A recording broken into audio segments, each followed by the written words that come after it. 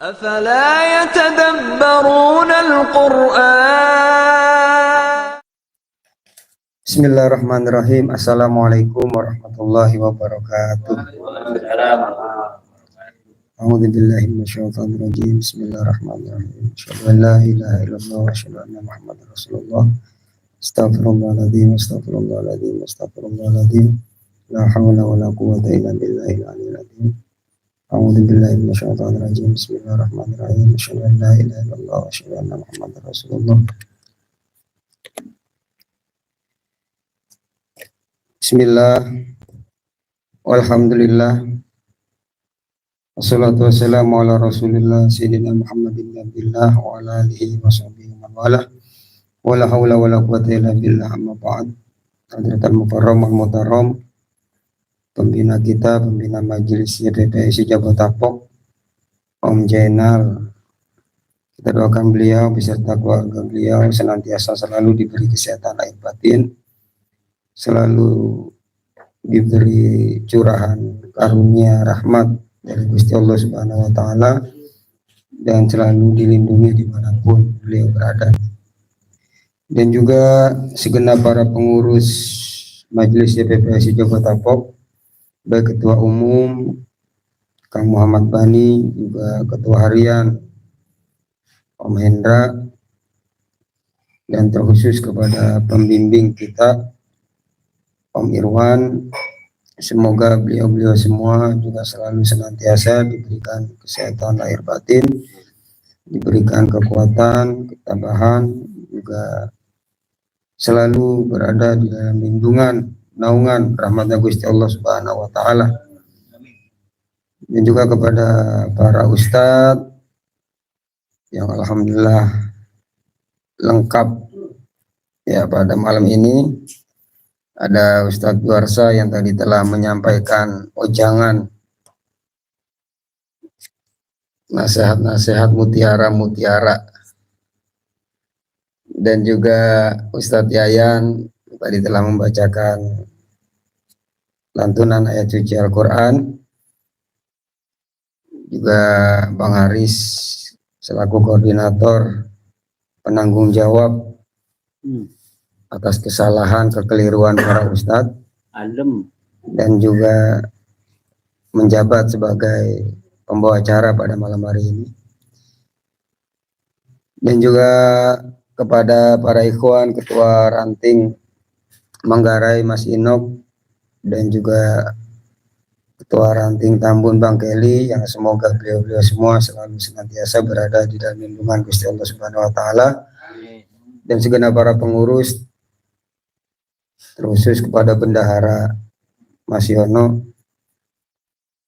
juga kepada seluruh ikhwan, akhwat, dan kameramen, tidak lupa juga Kang Fahmi, yang alhamdulillah semakin Allah kasih kesuburan, kebahagiaan, dan semoga selalu berada dalam lindungan rahmatnya Gusti Allah. Bapak-bapak, ibu-ibu semua yang hadir, ada Pak Is ya, beserta istri,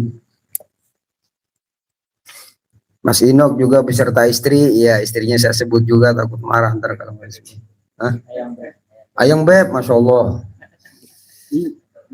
Iya, Ayang Beb, anugerah terindah yang Allah berikan kepada Mas Inok.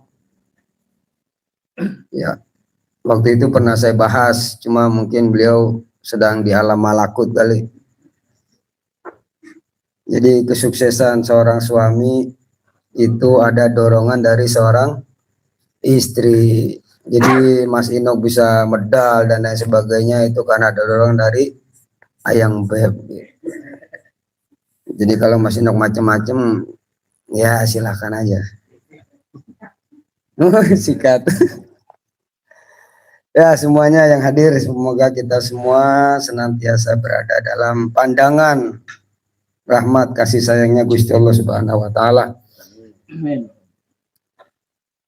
Baiklah, pada kesempatan kali ini saya mendapat tugas membacakan Pepakem Rasa Tunggal yang secara random saya buka halaman 182 menebus dosa karuhun. Sebelum kita mendapatkan ampunan yang agung maha suci Allah, kita mesti mampu menebus dosa perdosaan orang tua terlebih dahulu. Dengan mengikuti tapak jejak kaki orang tua kita. Khawatir dalam langkah kaki mereka terdapat kesalahan dan dosa perdosaan kepada sesama hidup ketika itu. Misalnya dalam langkah kaki mereka terdapat hutang yang tidak kunjung lunas demi menghidupi anak-anaknya sehingga mendapat wiwirang. Wiwirang apa? Malu. Maka cara penebusan dosa atas perkara itu adalah dengan melunasi hutang-hutangnya tersebut. Ini merupakan cara yang instan dan spontan, yaitu dapat langsung mengobati rasa perasaan ibu Rama atau orang tua yang tergores hatinya lantaran menanggung malu. Kemudian dalam hal ini tak cukup dengan melaksanakan sholat 5 waktu ditambah membaca Al-Quran saja, melainkan yang sebenarnya harus disertai dengan perbuatan amal baik terhadap sesama hidup. Sejalan dengan kesucian yang tertanam dalam diri kita sewaktu dilahirkan dahulu, yaitu welas asih yang agung maha suci Allah. Maka niscaya kita telah dapat pengampunan dosa perdosaan kita sendiri, insya Allah. Amin ya rabbal alamin. Menebus dosa karuhun, ya memang biasanya dan juga sebelumnya saya ucapkan innalillahi wa inna ilaihi rajiun dari cucu jatuhnya ya, cucunya Mas Nur. Beliau sedang mendapat musibah. Semoga diberi kesabaran, ketabahan, kekuatan,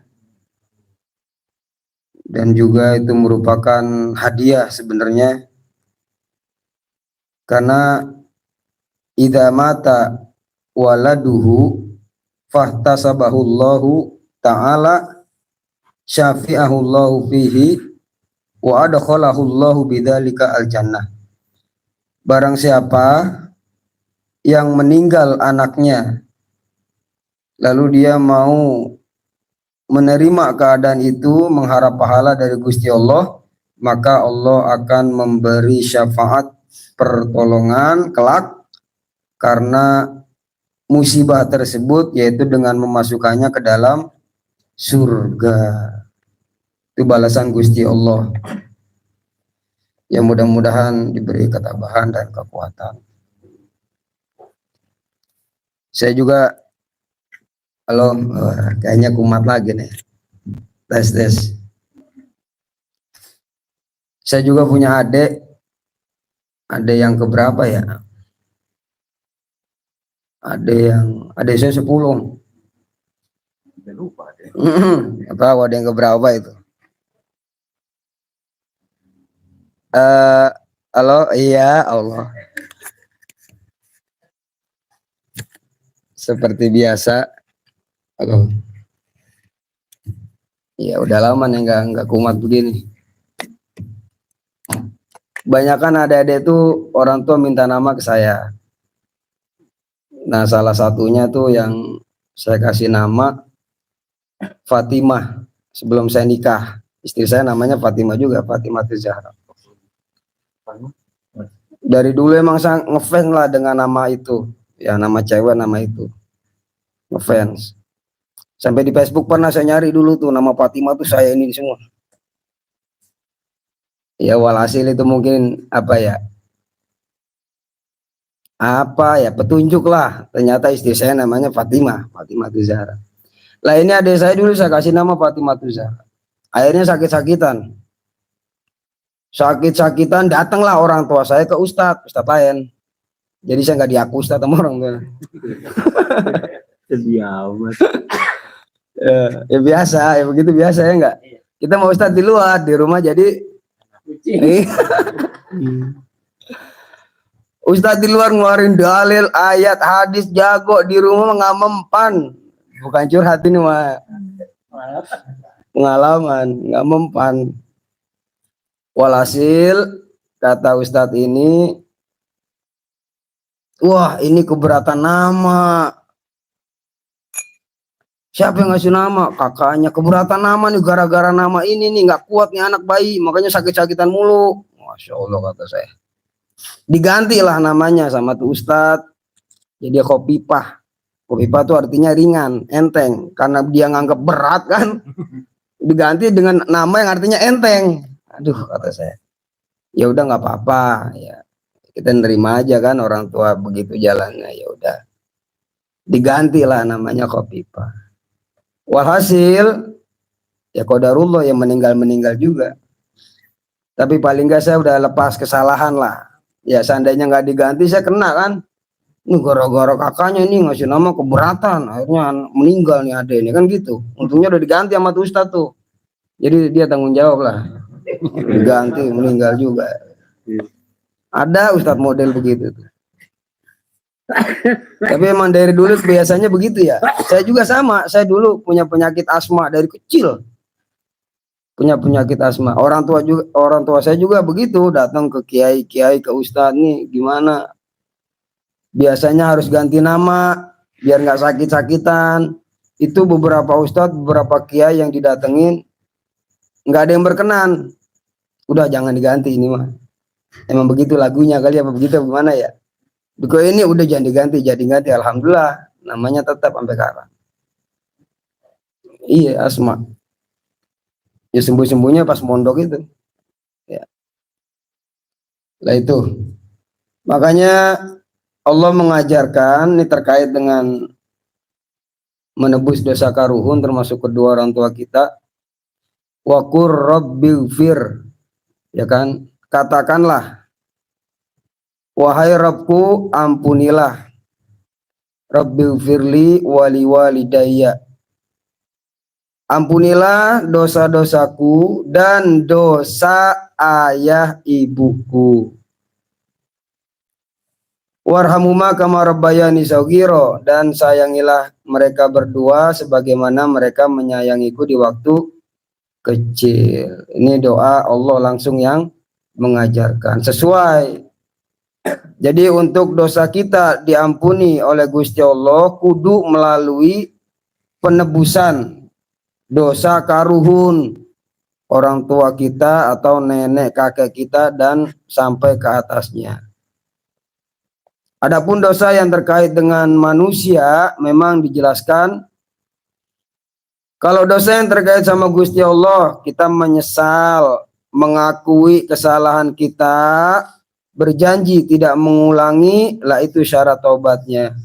Cuma kalau terkait dengan hablum minan nas kepada sesama hidup, nambah satu syaratnya. Kalau memang hutang piutang harus diselesaikan. Kalau memang terkait perkara sakit hati ya harus minta maaf dan lain sebagainya. Diselesaikan. Makanya kalau ada orang meninggal kan begitu biasanya. Sambutan dari Sohibul Musibah tuh. Kalau ada ikatan utang piutang oleh mayit, maka diharapkan segera menghubungi pihak keluarga untuk bisa diselesaikan. Nah, kan begitu ya? Ditunggu 40 hari. Kalau 40 hari nggak ada yang datang dianggap lunas. Ya itu intinya sesuai lah. Adat kebiasaan kita dengan apa yang ada di buku Pakem ini memang jalurnya seperti itu. Selain kita memohon ampunan dari segala dosa perdosaan kita, kita juga berharap kepada Gusti Allah, leluhur kita, kedua orang tua sampai ke atas pun yang terkait dosa sesama hidup bisa dihampura, kan begitu. Bisa dimaafkan, bisa diampuni. Ya, kalau di sini contohnya tadi utang piutang atau yang tergores hatinya dan lain sebagainya. Bahkan di sini dijelaskan tidak cukup hanya melaksanakan sholat 5 waktu ditambah membaca Al-Quran saja. Harus disertai dengan perbuatan amal baik terhadap sesama hidup. Sejalan dengan kesucian yang tertanam dalam diri kita sewaktu dilahirkan dahulu. Ya, ini pun sesuai dengan daunya Kanjeng Nabi, kullu mauludin yuladu alal fitrah. Setiap bayi yang dilahirkan itu dilahirkan dalam keadaan suci. Sewaktu dilahirkan kesucian, ulas asih yang agung maha suci Allah Subhanahu wa ta'ala. Ya, itulah menebus dosa karuhun yang terkait dengan Gusti Allah. Mungkin ada orang tua yang sudah tidak ada, ya dengan cara mendoakan mereka sesuai doa yang diajarkan oleh Allah langsung di dalam Al-Quran. Rabbil firli wali walidayya warhamhuma kama rabbayani shaghira. Dan yang terkait dengan sesama hidup harus diselesaikan. Kalau memang hutang piutang ya harus dilunasi. Kalau terkait dengan sakit hati ya dimaafkan, ya dimaafkan. Banyaklah kisah-kisah yang terkait dengan dosa perdosaan. Bagaimana caranya kalau memang orang tua udah nggak ada? Bagaimana caranya kita berbuat bakti kepada beliau, kepada mereka sedangkan mereka sudah nggak ada? Di antaranya satu, mendoakan. Yang kedua, bersilaturahim kepada orang-orang yang semasa hidup kedua orang tua kita pernah bersilaturahim atau dekat kepadanya. Misalnya ibu kita dulu dekat sama fulana. Kita tahu dekat dulu waktu hidupnya. Tiba-tiba ibu meninggal nih. Nah, kita sebagai anak harus nyambung. Ya, nyambung tali silaturahim yang dulu pernah disambung oleh kedua orang tua kita. Itu cara berbuat baik kepada karuhun leluhur yang sudah meninggal dunia.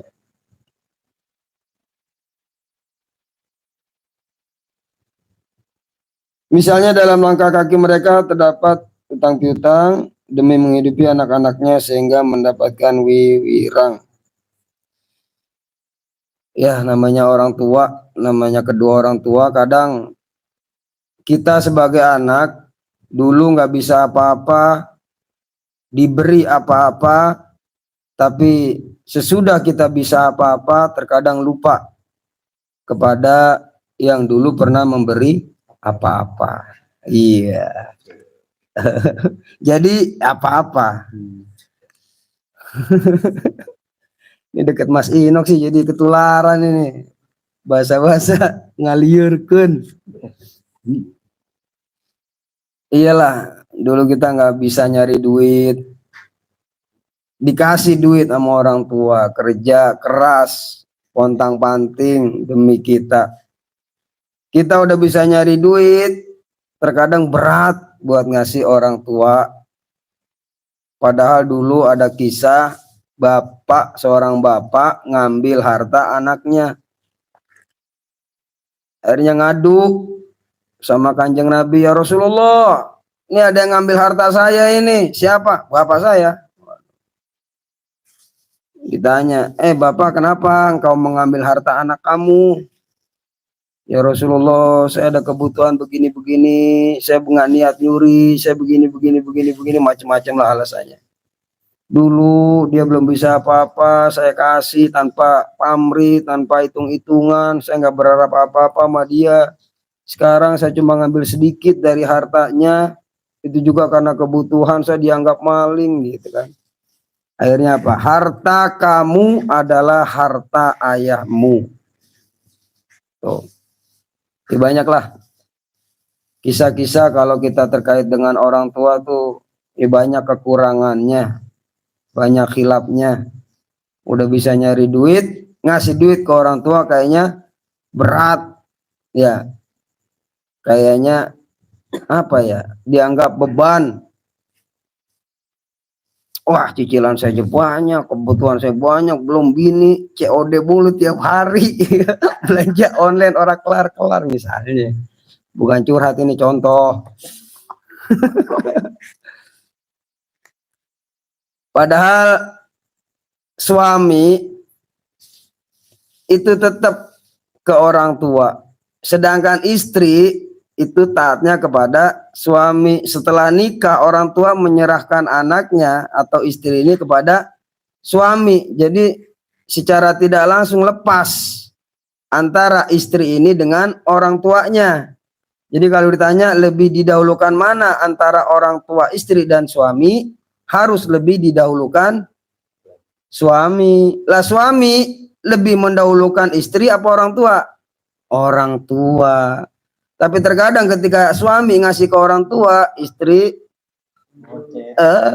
manyun, aduh, kita ke kekurangan, ono belum, ini belum, ngasih ke orang tua. Curhat lagi baik. Enggak, ini ilmu. Ya kalau suami ke orang tua, tanggung jawabnya. Ya begitulah fenomena, ini menjelaskan fenomena yang ada. Karena saya pernah ditanya, waktu ngisi pengajian ibu-ibu, ada salah satu yang nanya, Pak Ustadz, saya punya teman, suaminya selalu memberi uang kepada orang tuanya. Itu hitung-hitungannya 70-30. Jadi kalau dapat duit 10 juta, 7 juta buat orang tua, 3 jutanya buat istri. Sedangkan sang istri ini merasa kekurangan dengan pemberian suami. Nanyanya begitu. Bukan ribet juga ya. Hitung-hitungannya begitu. Kalau nggak saling paham, saling pengertian ya ribet. Mau dikasih tahu gimana gitu tetap aja. Kecuali ada saling pengertian, saling memahami satu sama lain. Musyawarah lah, musyawarah. Makanya di kitab kuning ini juga ada bab suami istri itu kudu saling ngomong. Ya enggak? Apa unek-unek kamu, unek-unek saya suami, apa yang enggak saya suka dengan sikap kamu, tulis, ngobrol. Ya. Di sini ada kan Om ya? Cuma kalau dipraktekin hati-hati. Kudu ini praktekinya paling enggak di awal bulan lah. Jangan nanggung bulan. Nyari masalah. Oh, nanggung bulan ya. Wah, dipraktekin. Waduh, nyari masalah. Kudu nyari waktu. Nyari waktu yang pas. Awal bulan udah kita kasih duit uang belanja misalnya. Baru aja ngomong, apa sih yang kamu nggak suka dari saya? Kan gitu. Ya, itulah terkait suami istri. Terkait orang tua dan sampai ke atasnya, ya semoga dengan amal kita yang kita pahami juga, dengan adanya baiat itu juga memutus ya jika ada kemusyrikan, persekutuan dengan makhluk lain, jin dan lain sebagainya, insya Allah bisa terputus, nggak lanjut ke keturunan, anak cucu, ya kan begitu ya. Yang mudah-mudahan, karena ada banyak kisah siapa yang ngelakuin tapi kebaikannya bisa dirasakan oleh orang yang tidak melakukan. Ya, banyak kisahnya banyak. Kayak dulu ada seorang istri dikasih pesan sama suami, Neng, ayang beb, dulu, ayang beb, saya mau ikut perang. Namanya perang berbulan-bulan. Sebelum saya datang, kamu jangan keluar rumah. Udah di rumah aja, jangan keluar rumah. Ya kan, suami ini keluarlah pergi perang. Nah, selama menunggu sang suami, ini saudaranya datang nih. Adiknya datang. Pok, emak sakit, Pok. Tengokin lah, kayaknya udah parah itu. Nah, kata sang istri apa? Suami saya ngelarang, nggak boleh keluar sebelum dia pulang. Tapi emak lagi sakit, gitu kan? Ilo kagak mau ditengokin. Ini jadi bahasa Tambun ini. Nggak mau saya, suami saya udah ngasih pesen dulu, belum ada HP, belum ada WA. Pulanglah. Nggak lama datang lagi, po Karang mah udah meninggal. Ilo kagak mau nemuin juga, ngelihat yang terakhir kalinya lah. Sang istri tetap, suami saya ngelarang saya keluar sebelum dia datang. Bukannya saya nggak mau, siapa sih yang nggak mau nemuin orang tua? Nggak ada lah. Cuma karena suami saya ngelarang, ya udah saya harus nurut, manut. Oh, udah kesel nih adeknya nih, keluarganya kesel sama kakaknya. Ngadu lah kepada Kanjeng Nabi, ya Rasulullah, ini gini. Punya empok begini amat ya, ngapa emang? Emak sakit orang ditengokin, sampai meninggalnya nggak mau nengokin. Emang apa? Ya dia bilang sih suaminya mau ikut perang. Katanya sebelum datang jangan keluar dulu. Akhirnya apa? Ibu kamu diampuni oleh Allah karena punya anak yang jadi istri solehah, nurut sama suaminya. Jadi anak bisa ngasih syafaat ke orang tua. Orang tua pun bisa ngasih syafaat kepada anak. Solehnya orang tua itu bisa nurun ke anak. Sebab anak soleh, sebab anak baik itu bisa jadi sebab baiknya orang tua atau leluhur kita. Mungkin kakek orang tua kita terus sampai ke atasnya ada salah satunya orang soleh, bahkan mungkin walinya Allah, minta sama Allah, ya Allah jadikan anak keturunanku anak-anak yang soleh begini. Lah kita kebagian doanya tuh dikabul oleh Allah, akhirnya kita jejak misalnya dalam agama. Itu bisa jadi, ya enggak, karena jasa daripada leluhur kita. Nah itu makanya di sini babnya menebus dosa karuhun. Istilahnya emang ada dalam Al-Qur'an, wala la taziru waziratu wizra ukhra. Nggak ada yang bisa nanggung dosa. Seorang nggak bisa nanggung dosa orang lain. Orang lain ngelakuin dosa tapi dia yang nanggung, itu nggak bisa. Laha ma kasabat wa 'alaiha maktasabat.